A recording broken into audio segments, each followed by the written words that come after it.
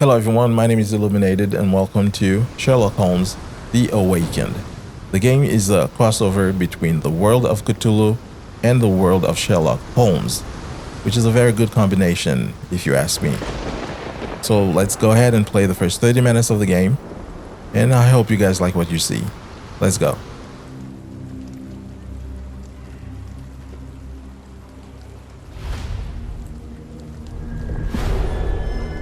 The Shadow over London, Chapter 1.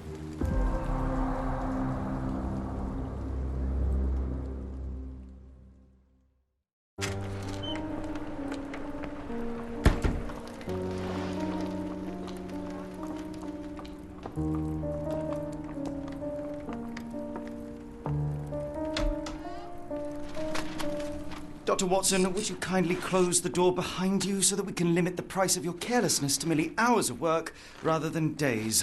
My apologies, Mr. Holmes. I found myself rather taken aback. I saw tidier houses in war-torn Afghanistan. Are those my surgical needles? I ran out of tacks and the matter required immediate attention. Was that my supper? Plainly not, for I was the one who ate it. I set it aside for this evening. And for that I am grateful. Is that my bed? Watson, since you've proven yourself a master of observation, might I ask you to apply your skills to a more pertinent question? Namely, the whereabouts of today's newspapers. They are the key to everything. The newsboy is usually reliable. Medically speaking, I often find that the key to everything is good sleep. In a bed.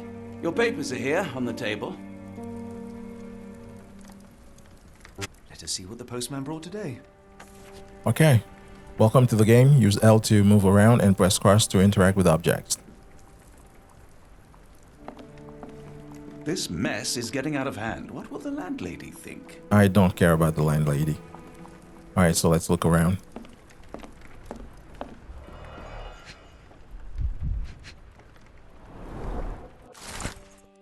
London Advertiser, September 28, 1882. Tensions between England and Sweden are running high after a series of unfortunate mishaps during a recent visit to London by Swedish Princess Hildur. Chief among the scandals was the embarrassment of the British diplomatic corps as a result of the unexplained disappearance of Princess Hildur's personal bodyguard. The longtime member of her inner circle took the opportunity to explore London while off duty and never returned from his late-night promenade. A spokesman for the police assures the advertiser that they are confident the bodyguard will be located, as he is a striking representative of the Scandinavian people. A man like that gets noticed, whether by his peers at the gentlemen's clubs or the fair nightingales who comfort him. All right. Local gossip, all of it uninteresting.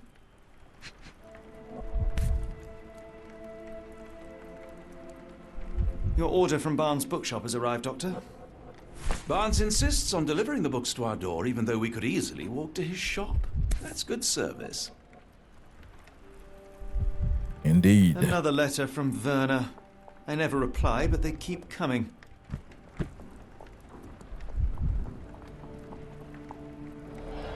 I don't see the Strand. Where is it? Pardon me? I am on the precipice of uncovering a pattern of crime across London spanning many months and involving many men. The missing paper cannot be a coincidence. That's preposterous. My dear fellow, life is infinitely stranger than anything which the mind of man can invent. Well, life used your newspaper to wipe its posterior, so after that unpleasant discovery this morning, I disposed of it. But in lieu of the Strand, perhaps I can deliver you something equally tantalizing. I have just returned from a patient of mine, Captain Stemwick, who... No, that will not do. Grab your coat, Dr. Watson. Let us hope nobody has collected the dustbin. The Strand is missing. Okay. Do we keep looking?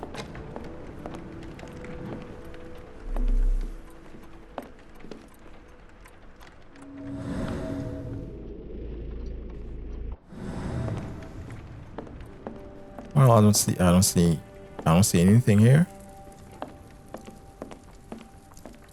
The dustbin is yours for the digging, Mr. Holmes. All right. Get outside.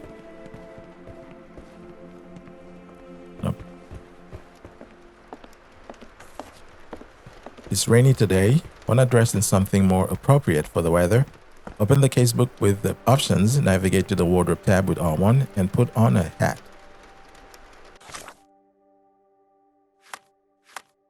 What do I have an umbrella? I think an umbrella would be more appropriate. All right.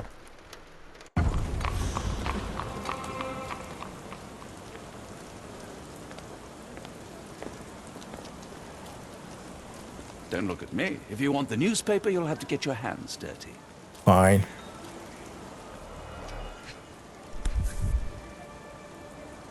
What is that? A cactus spine. If it gets in your skin, it's awfully tricky to remove, and when laced with poison, the perfect assassination tool. Great. You were mistaken, Dr. Watson. The paper was indeed dirtied, but not how you implied. It's potting soil. See, Watson?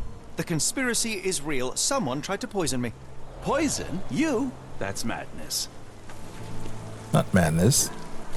All right. Get the Strand. R2 to run. Get your copy of the Strand here. Sorry, Mr. Holmes. I just sold my last paper. Glassed. Then why are you still here? Boss pays by the hour. No sense in returning early. Smart. What happened to my newspaper? You're a bright child. I presume you see everything that goes on around here? Nothing gets past me, mister. Then tell me, did you notice anyone suspicious at my door this morning? Like the man with your newspaper? Precisely. What do you know? I know the value of a shilling. Dr. Watson? Cool, now I can take the day off. What did he do to the paper? Did you see what he was up to? Nah, not really. I saw him approaching your house, but I had a customer. Then there's a loud bang. I ducked down. Not because I was scared, because I wasn't. I had to protect the merchandise. And all I could see was him kneeling at your door. All right. Where was he headed? Which way did he go? Not sure. I was distracted by customers. Sorry. Tell me about the man at our Can you describe doorstep. the man you saw? He was carrying a lot of books. Up to his chin they were. Never heard of a well-read assassin. Looks can deceive. Hence the appeal of disguises. All right. You earned your shilling. That'll be all. Thanks, Mr. Holmes. Maybe I could be your eyes and ears. If you have more shillings. All right, little snitch. You've got a new question in your Mind Palace. Open the Get the casebook with Strand. options, Get your copy then of the navigate to the Strand Mind here. Palace.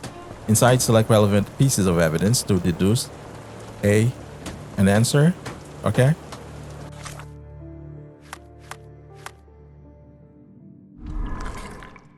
Book from Barnes. Cactus spine potentially poisoned. No. The strand is missing.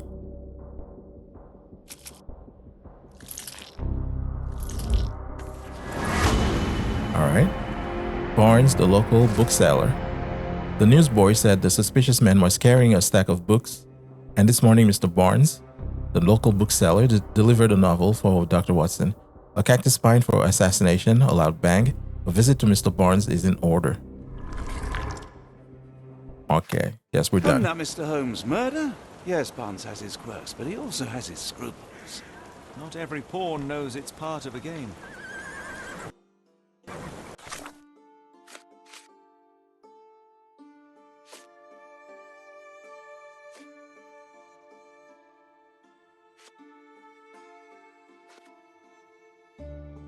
Okay, among our morning deliveries is a book for Watson. It was from Mr. Barnes, the bookseller who prefers to do deliveries himself. Attached to the book is Barnes' business card, which includes the address of his store just around the corner. So just around the corner. So which way do we go? Around the corner.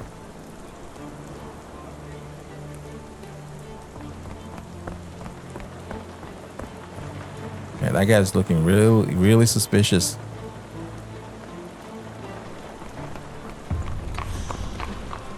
All right, I think we got it. That's it. All right, that's it here. Let's go inside. That guy was reading a book in the rain. Observe. All right. Bags under eyes, the effects of overwork. All right.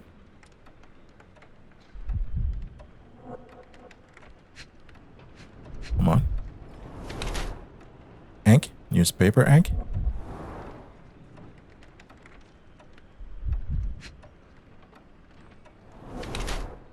Leans heavily on his right leg, sore left leg.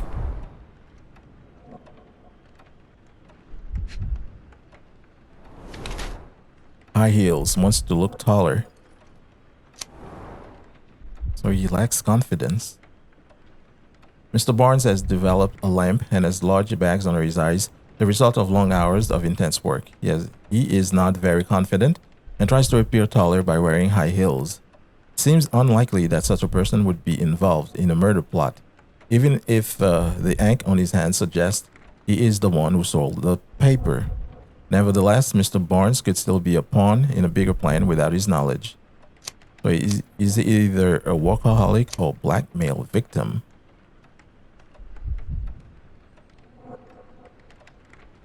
Mr. Barnes is being threatened by someone and might be involved in a plot against me. Workaholic. Blackmail, probably. Mr. Barnes? Speak up. A word.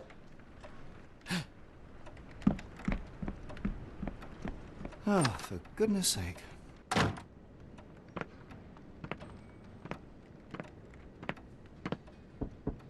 Who goes there? Sherlock Holmes. Now will you please... Mr. Holmes. Golly, I did not see you come in. Would you care to answer some questions for me? Well, I wish I could, but I am deep in the weeds with work. How about we reschedule in a month or two? Come now, Mr. Barnes. It will only take a moment. Really deep in the weeds with important things. Well, help yourself to any book. Just take it and pay later. I trust you, Mr. Holmes. Barnes doesn't seem like himself. Why is he acting this way? Investigation scene found. Press L1 to highlight interactive areas in the environment around you. Okay.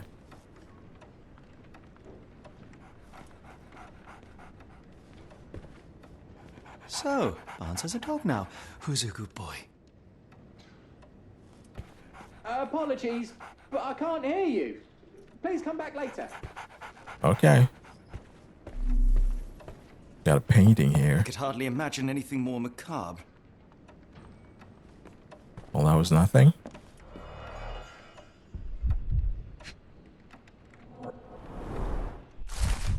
A catalog of exotic plants on Barnes' counter. The name of the catalog reads, Everlasting Plants for an Everlasting Love.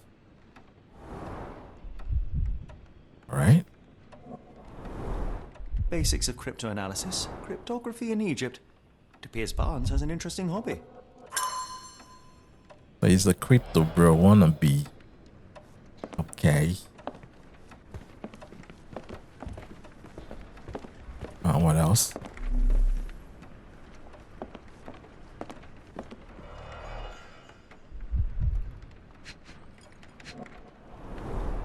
In the language of Mycroft's secret agents, it's a sign.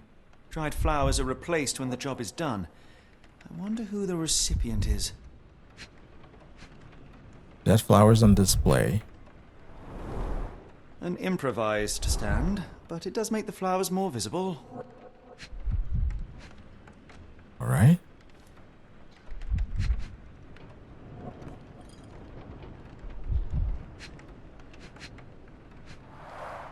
The finest view London has to offer.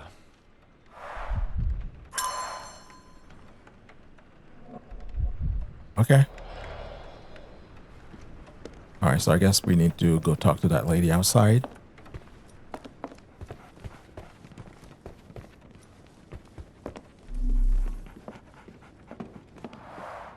The ladder is broken, recently, judging by the freshness of the wood. Barnes' broken ladder. Barnes has always been a little odd, but this is uncharacteristic even for him.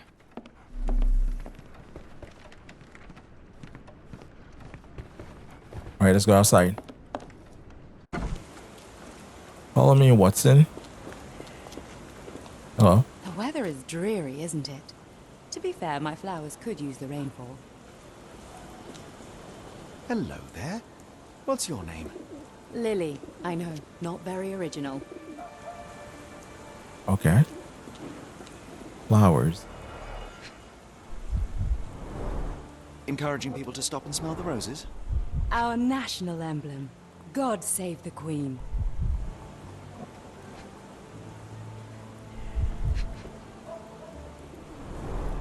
It must take patience and care to produce a bloom so beautiful. I imagine so. I merely sell them.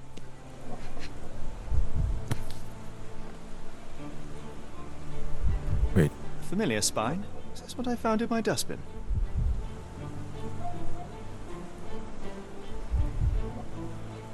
The pot is damaged.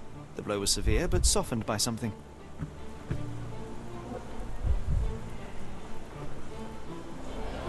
Anything tickle your fancy, Mr. Holmes? Leave. No, observe.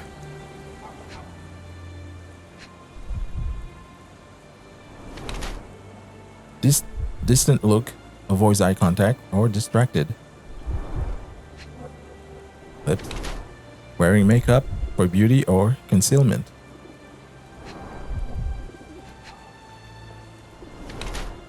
Mourning brooch, honoring deceased husband.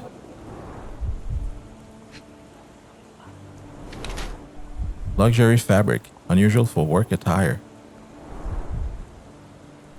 So she's trying to look good for someone. Clean boots, change shoes upon arrival. All right. Mrs. Fleming wears the mourning brooch in memory of her late husband. Her dress is made from an expensive fabric that is not suitable for work. Her shoes show no traces of mud. She must have changed them when she arrived. Her eyes constantly dart around the street, seemingly in search for something. Perhaps she is waiting for someone. While Mrs. Fleming cherishes the memory of her departed husband, she's trying to move on, as suggested by her makeup and nice outfit. Perhaps she is dressing to attract someone's attention, or simply because she has learned to love herself again, or still grieving. Still grieving. I think she's ready to move on.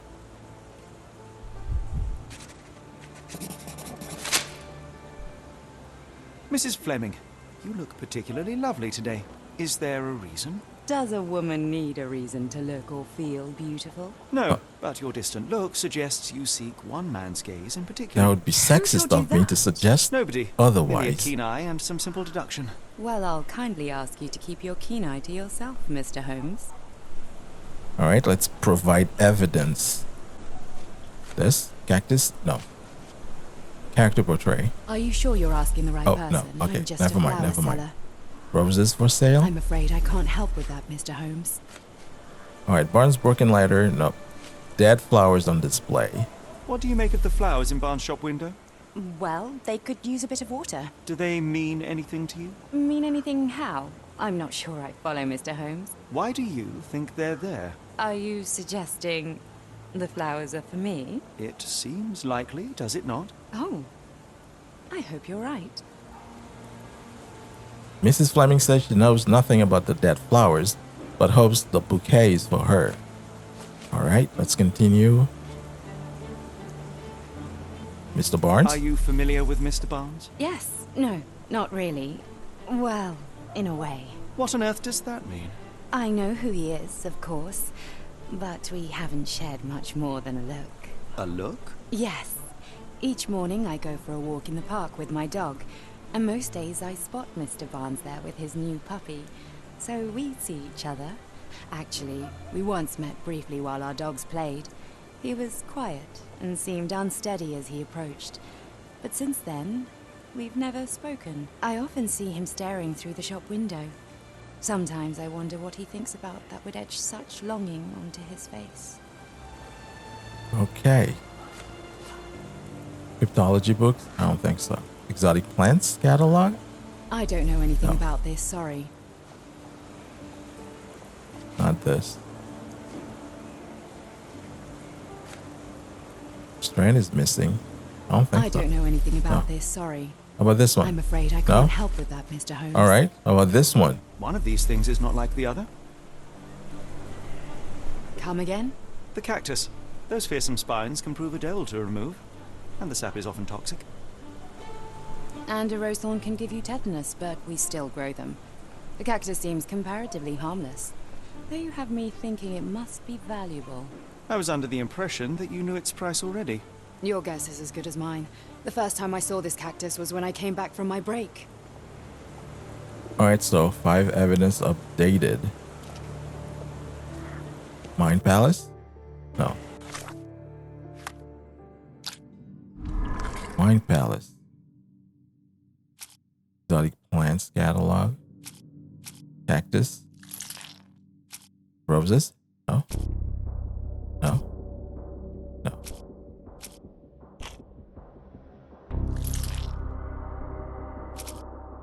No. Dead flowers on display. I don't think so. That's not it.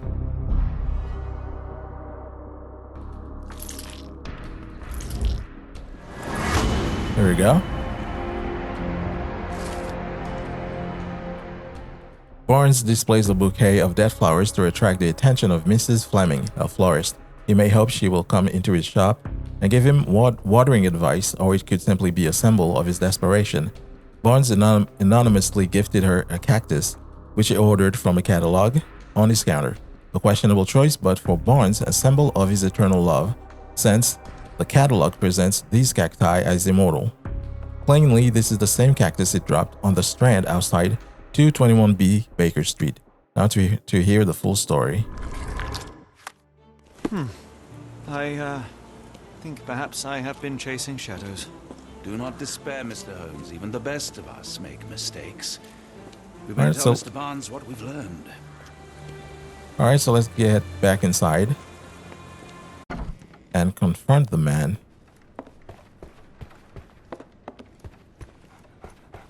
Mr. Barnes, I know what you did, and I know why you did it. I'm sorry, Mr. Holmes. I can't hear you very well from behind the door.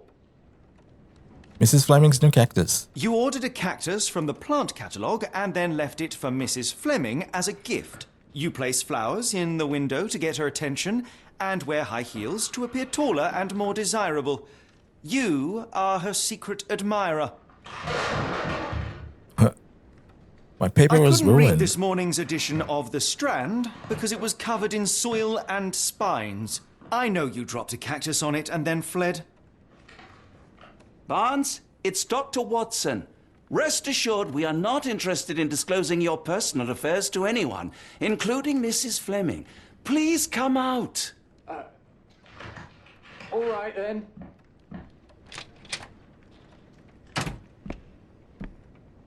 So, you know what happened then? I was on my way back from the post office, having picked up the cactus and some books. It was quite an awkward package, heavy too, and when I got to your door, I dropped the cactus and your paper. Forgive me. I needed that paper to prove a theory and prevent a crime. Your actions were rather disruptive. Your clumsiness carrying the post is matched only by the clumsiness of your romantic gesture. Oh, it's true. I am useless with this sort of thing. I'm not even sure if Mrs. Fleming noticed. I know what to do. As in most things in life, truth is the answer. Cease with the abstruse signals and anonymous gifts, and simply talk to the woman. What is the worst that can happen? She rejects you, and you are freed from this endless purgatory. Yeah. Yes, you are correct, of course. But you're kind of ugly, though. I do have a slight tendency to overthink things. I don't see what she Thank sees you. in you. So at last, we return to the matter of the paper. I'm investigating a string of burglaries. Did you perhaps read of any before the edition was spoiled? I don't recall, but you're welcome to read our copy for yourself. You had an issue of The Strand here all along? Well, naturally. I am a bookseller. I have a subscription to every magazine and newspaper in London. So you ought to be familiar with the concept of burying the lead. Oh no, my apologies, Mr. Holmes. I'll make it up to you however I can. I am an expert on obscure languages and translation and Yes, okay. Just give me the paper.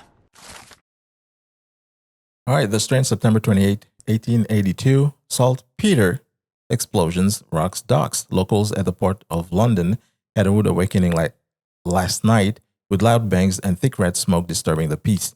Merchant ship Moskva had docked at Pier N3 in the early evening en route to Europe when it was rocked by several concussive explosions. The port authorities yet to comment on the incident, and it is unknown if any crew members were on board at the time. Eyewitnesses report seeing saltpeter leaking into the river, but with the area still off limits to workers and the public, it may be some time before we have a full account of what transpired. Come, Dr. Watson. Let us put this matter behind us. All right. Well, Mr. Barnes, I hope to hear good news about you and Mrs. Fleming. I hope not. I hope not. She's mine. You don't deserve Mrs. Fleming. Let's go, Watson. Well, that was an utter waste of time. An assassination did seem rather unlikely. There was supposed to be another burglary. I was certain of it. Something you wish to say, Doctor? No. Well, only that you have a remarkable faculty for deduction and pattern recognition. And that perhaps, if ill-applied... I see things that are not there. Yes. It is London. There will always be burglaries. Doesn't have to mean anything. So it seems. Forgive me. Without something to occupy my mind, I turn into an entirely different animal. Which brings us back to my news from earlier. I think I have a case for you, a real one. Truly? Indeed. Though perhaps not as thrilling as your stories from Cordona. A patient of mine, Captain Stenwick, told me that his servant disappeared. I said I knew just the man to help. What do you say? Let me think about it. Yes, I know it's not the most tantalizing Oh, mystery, nor the story she's to launch eavesdropping. my writing career. But, It's brilliant. Let's go. oh, good. Well, his house is nearby. Come. All right, let's go. And you should know it's very rude to eavesdrop on people. I should have worn something warmer. Yes, you should have. All right, let's go, Watson.